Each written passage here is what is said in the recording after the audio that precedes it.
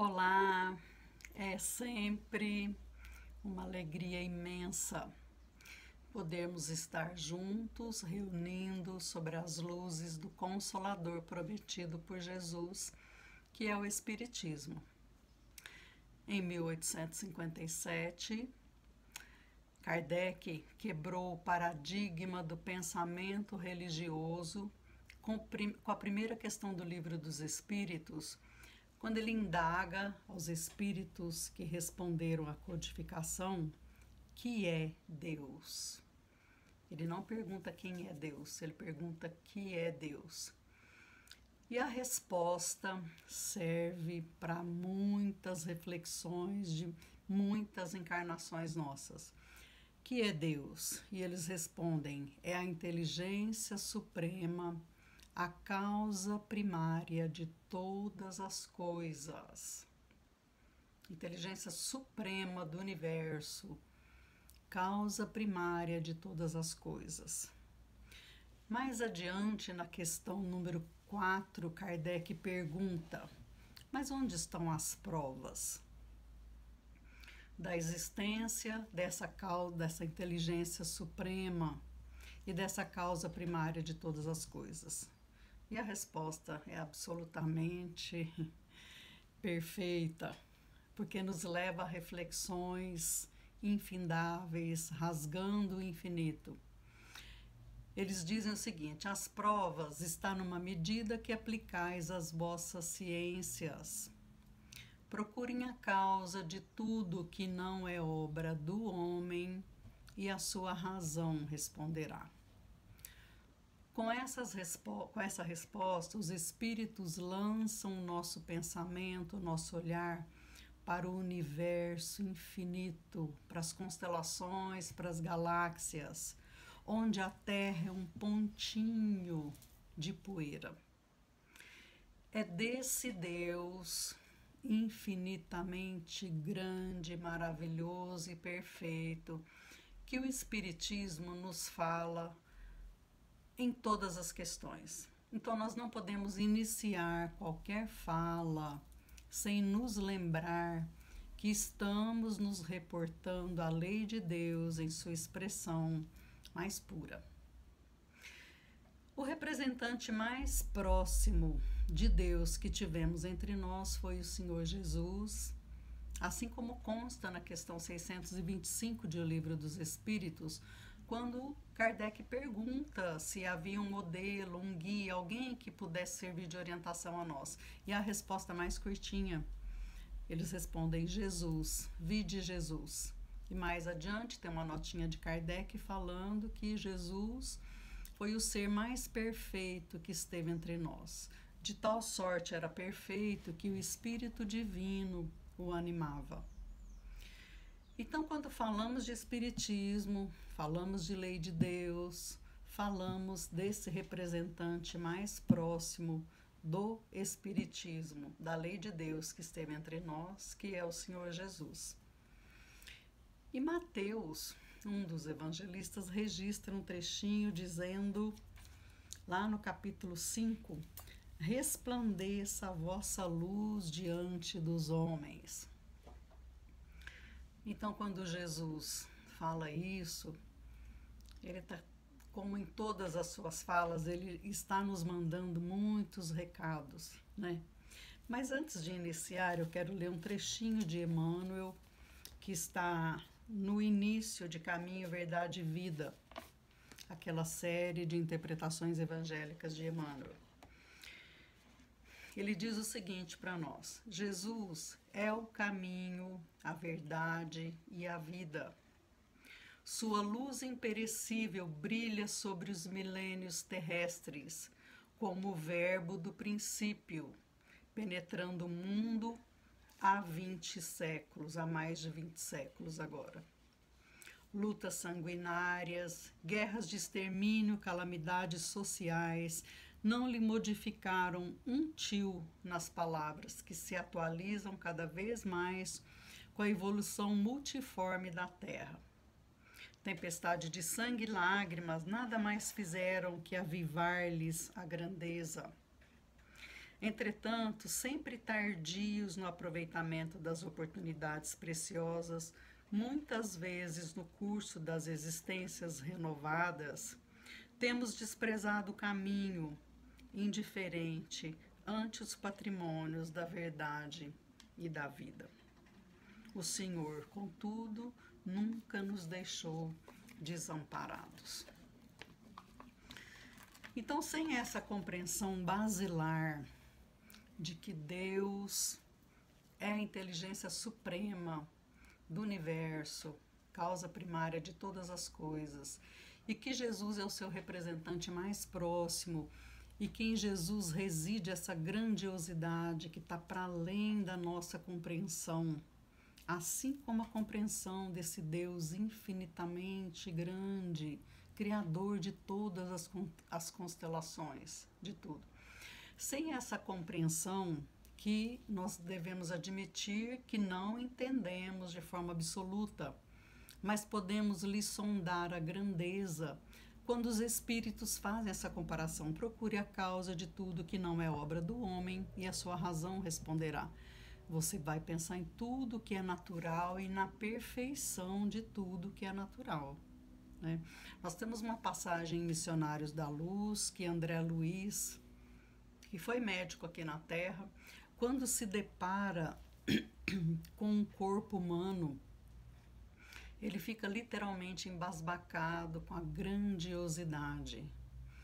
Nós habitamos um templo sagrado, insondável para as ciências convencionais humanas, e não paramos para refletir. Então, nós temos o ponto de partida já na nossa residência, ou na nossa roupagem aqui terrestre.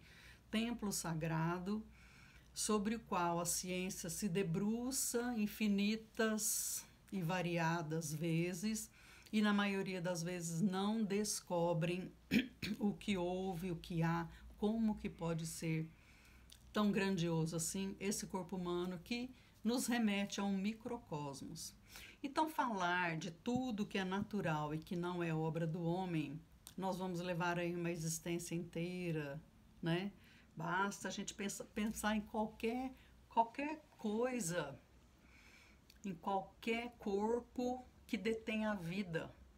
A gente não precisa chegar numa forma complexa como o nosso corpo, não vamos começar a avaliar aí uma formiguinha, um cupim, o que quer que seja, e vamos nos deparar com uma perfeição que o homem está longe de reproduzir ou de fazer qualquer coisa, ao menos parecida.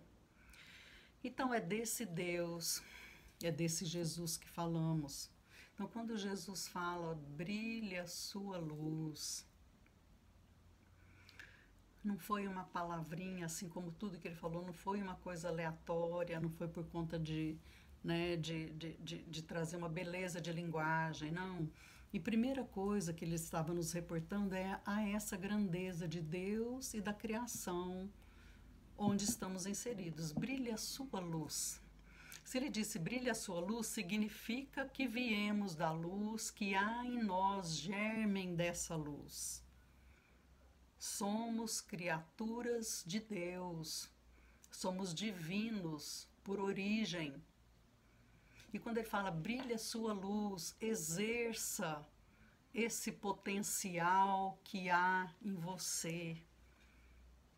Você pode brilhar, literalmente brilhar. E se nós formos buscar as informações que André Luiz nos traz sobre vibrações, comprimentos de onda, sintonia, e se nós formos comparar com o que a ciência convencional fala, nós vamos entender, né, o conceito de matéria, nós vamos entender que matéria nada mais é do que energia condensada ou luz coagulada. Que nós podemos sim, de fato, fazer brilhar a nossa luz. Jesus não podia dizer tudo isso à época que ele veio. Seria incompreensível, assim como é incompreensível muitas de suas falas até hoje, devido ao nosso estágio evolutivo, devido à pobreza da nossa linguagem. Mas basicamente nós temos os benfeitores amigos o tempo todo nos procurando ajudar a compreender como que é fazer brilhar essa luz, que luz é essa, né? Então, Emmanuel, em muitas de suas elucidações, ele fala que para a gente fazer brilhar essa luz, nós precisamos basicamente de 3 coisas, assim como os espíritos da codificação. A primeira delas é o autoconhecimento. Lá na questão 919 do Livro dos Espíritos, Kardec pergunta, olha só, qual o meio mais prático, mais eficaz que tem o homem de se melhorar nessa vida e de resistir à atração do mal? Meio de se melhorar e de resistir à atração do mal. Meio de se melhorar, meio de fazer brilhar a nossa luz. Nós não viemos da luz, né, opaca ainda. Não sei se vocês, eu não me lembro do livro agora, eu vou fazer uma parte aqui sobre, novamente, uma obra de André Luiz, quando ele começa o exercício no plano espiritual de concentração, de plasmar ideias, literalmente, de fazer com que se concretize, entre aspas, no plano espiritual, a ideia que ele estava projetando em seu pensamento, né? E ele fala com uma alegria muito grande, assim, que ele conseguiu, que ele estava brilhando um pouquinho. Primeiro ele conseguiu criar um quadro muito bonito, sugerido pelo mentor, e depois ele fala mas ele já estava começando a emitir uma luz fraquinha, mas que ele estava emitindo luz. A obra de André Luiz, queridos irmãos e amigos, são livros, assim como toda codificação, que nós não podemos nos dar por entendidos, não nessa encarnação. A gente tem que ler uma vez, tem que ler a segunda, a terceira, e lentamente, é o meu caso pelo menos, a dificuldade é grande, lentamente a gente vai adquirindo a percepção da realidade de tudo que elas trazem.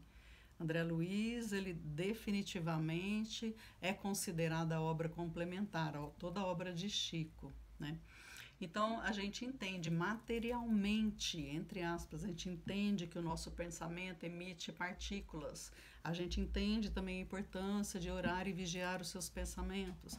Mas vamos voltar então no autoconhecimento, né? Que é o primeiro passo sugerido para que possamos fazer brilhar a nossa luz. Aí, qual o meio mais eficaz? E a resposta é essa. Um sábio da antiguidade disse: conhece-te a ti mesmo.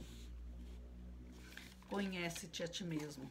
Como é que nós podemos iniciar qualquer ponto de partida, qualquer projeto, sem que saibamos quem somos?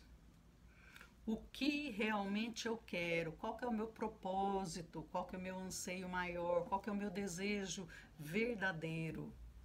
São respostas que respondemos a nós mesmos na mais sincera consciência. São aquelas respostas que você dá para você mesmo diante do espelho. Quem é você? O que você quer mesmo? O que você espera? O que o Espiritismo diz para você? Você entende a sua realidade de ser espiritual temporariamente numa roupagem terrena? Você já entendeu a importância de aproveitar cada hora dessa etapa reencarnatória? Você já entendeu que você veio aqui, assim como todos que estamos encarnados, para evoluir? Evoluir significa nos aproximarmos da lei de Deus em sua expressão mais pura. Então são respostas que nós só damos a nós mesmos. A nós mesmos. Conhece-te a ti mesmo. E aí Santo Agostinho ele dá um conselho. Ele fala: fazei como eu fazia. Ao se deitar para adormecer, indague a sua consciência. O que você fez hoje que o deixou realmente feliz? O que você fez hoje que você gostaria de ter feito melhor? Você magoou alguém hoje? Você teve alguma atitude hoje que você não gostaria que ninguém ousasse essa atitude com você? Então, são respostas profundas e que devem ter respostas, são perguntas profundas que devem ter respostas absolutamente honestas, se quisermos nos conhecer. E partindo daí, partindo desse conhecimento, nós vamos mensurar a que distância estamos da lei de Deus, da lei de amor, que Jesus veio e exemplificou, da lei de amor, que é uma constante no universo, que é lei da criação, que constitui o universo. A grandeza da lei de Deus, nós não conseguimos resumi-la com poucas palavras. É uma consciência que adquirimos pouco a pouco no estudo sério, perseverante, na indagação perseverante da verdade indiscutível que o Espiritismo traz, que é essa certeza de um Deus infinitamente bom, criador de todas as coisas. E nesse contexto estamos inseridos, nós espíritos que somos uma parte inteligente da criação.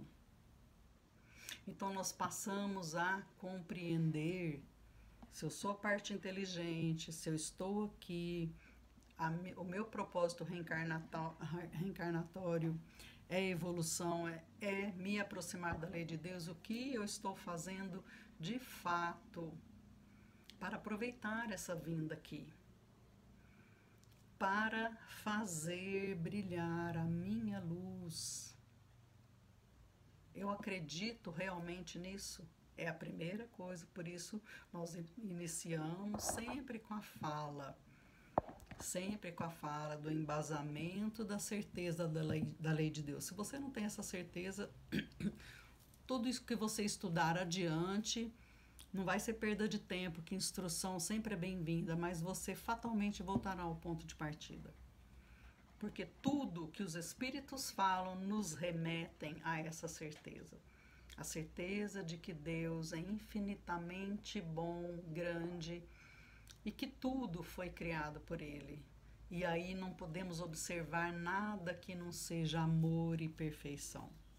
Se fomos criados desse amor e dessa perfeição, estamos destinados a ela, segundo o esforço próprio. Segundo o esforço próprio. Daí o levar a Jesus a dizer: busque e achareis, batei e abrir-se-vos-á. É necessário que façamos um esforço constante, perseverante, determinado em fazer brilhar a nossa luz, em fazer valer a nossa estadia aqui, em mostrar a gratidão que temos a Deus por tantas oportunidades de aprendizado, em mostrar a nossa gratidão por termos a certeza da sua proteção ininterrupta a toda criatura em todos os confins do universo. Então, o primeiro passo seria esse autoconhecimento. Fazermos essas perguntas que nós só responderíamos para nós mesmos, né? E em segundo, esse autoconhecimento é uma coisa abrangente, né? E segundo, nós colocarmos uma outra ferramenta que nos foi outorgada por Deus, que é o nosso pensamento, em ação na oração. Kardec fala inúmeras vezes ao longo da codificação, mas eu lembro de uma fala dele, particularmente agora no Obras Póstumas, ele fala o seguinte, que o dia que o homem puder mensurar a capacidade do pensamento, que nós ficaremos estarrecidos.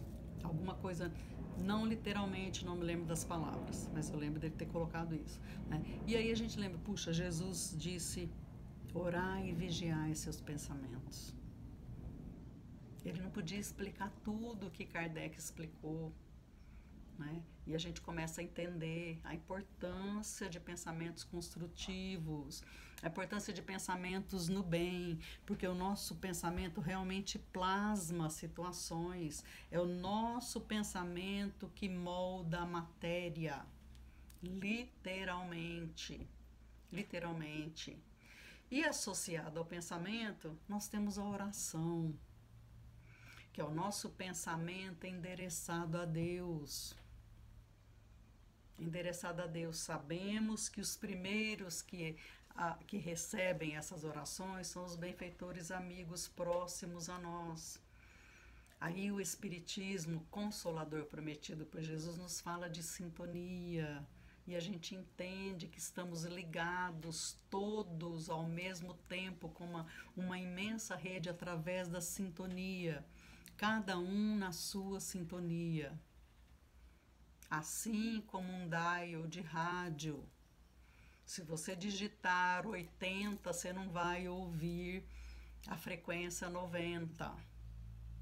Então, se eu estiver com pensamentos bons, se eu estiver desejando bem, eu vou estar sintonizado com esses benfeitores ao nosso lado.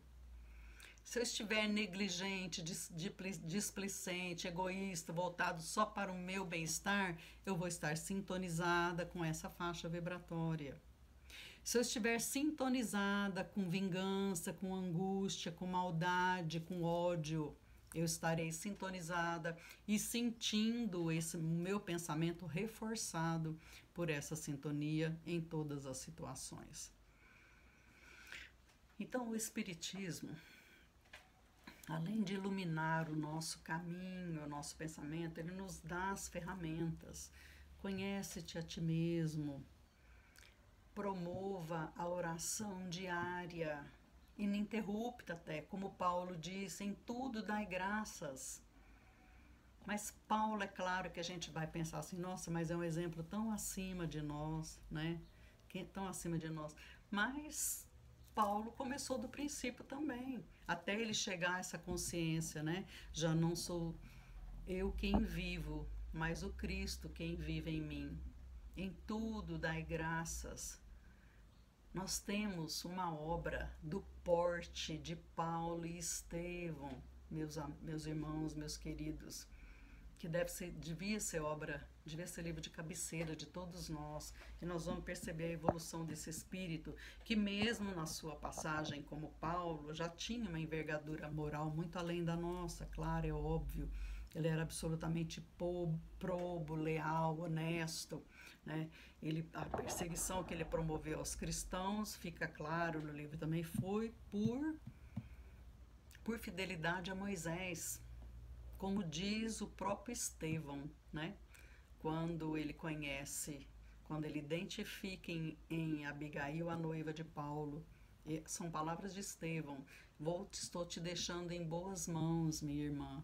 Paulo é um homem leal e probo e leal, foi fiel a Moisés até o fim. Quando ele encontrar Jesus, ele fará o mesmo. Então, Paulo já tinha uma elevação maior, melhor que muitos de nós aqui.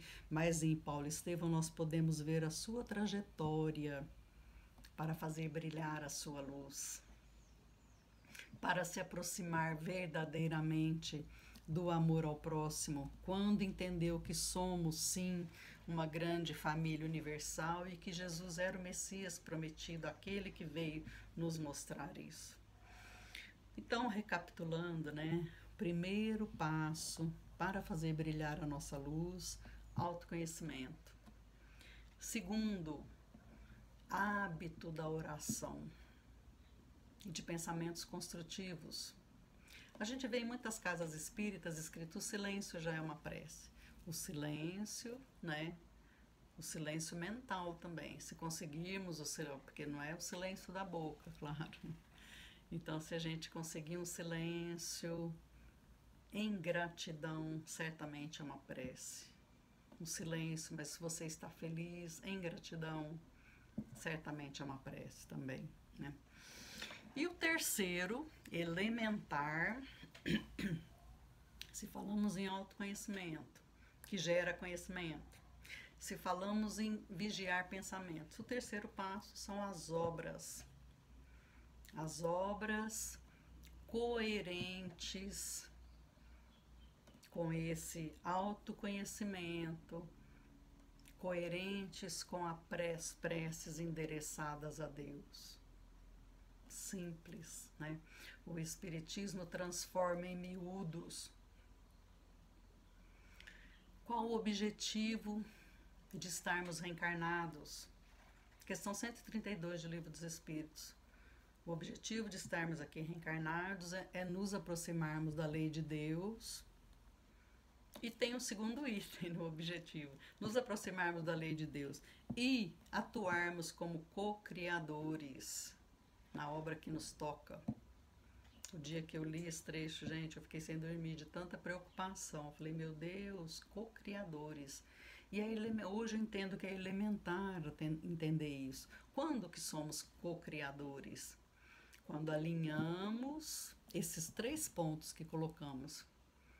Quando nos conhecemos, quando temos o hábito da oração e quando as nossas ações são coerentes com o pensamento construtivo, com a lei de Deus, com a lei de amor que Jesus veio e exemplificou.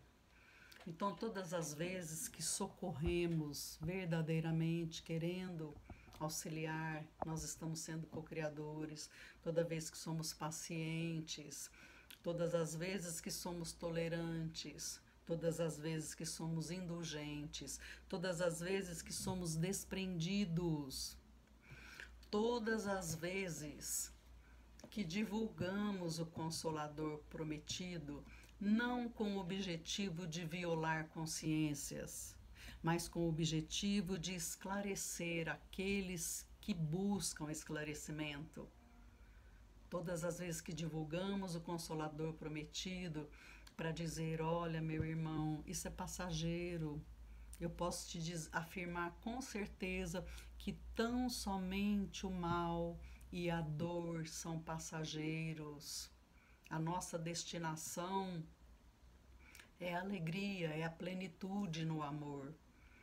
E se nós não temos ainda essa convicção, nós precisamos investigar mais a obra da codificação, a obra de Chico Xavier, de Divaldo Franco, que tem elementos de sobra para a gente ter essa certeza e para levarmos adiante. Para finalizarmos, eu quero fazer uma leitura ainda, também de Emmanuel, exatamente falando em gratidão, e a gente vai entender a associação de gratidão com brilhar a nossa luz. Do livro Fonte Viva, lição 155, Aprendamos a Agradecer. Em tudo dai graças. Paulo, primeira carta aos Tessalonicenses. Saibamos agradecer as dádivas que o Senhor nos concede a cada dia. A largueza da vida, o ar abundante, a graça da locomoção, a faculdade do raciocínio, a fulguração da ideia, a alegria de ver, o prazer de ouvir, o tesouro da palavra, o privilégio do trabalho, o dom de aprender, a mesa que nos serve, o pão que nos alimenta, o pano que nos veste, as mãos desconhecidas que se entrelaçam no esforço de suprir-nos a refeição e o agasalho, os benfeitores anônimos que nos transmitem a riqueza do conhecimento, a conversação do amigo, o aconchego do lar, o doce dever da família, o contentamento de construir para o futuro a renovação das próprias forças. Muita gente está esperando lances espetaculares de boa sorte mundana, a fim de exprimir gratidão ao céu. O cristão, contudo, sabe que as bênçãos da providência divina nos enriquecem os ângulos mais simples de cada hora no espaço de nossas experiências. Nada existe insignificante na estrada que percorremos. Todas as concessões do Pai são preciosas no campo da vida. Utilizando, pois, o patrimônio que o Senhor nos empresta no serviço incessante no bem. Aprendamos a agradecer e a fazer brilhar a nossa luz. O nosso muito obrigada, Jesus, e aos benfeitores amigos, só tem espaço na eternidade de nossa realidade.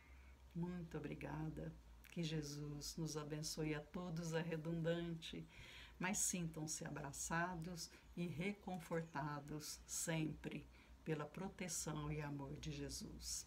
Que assim seja.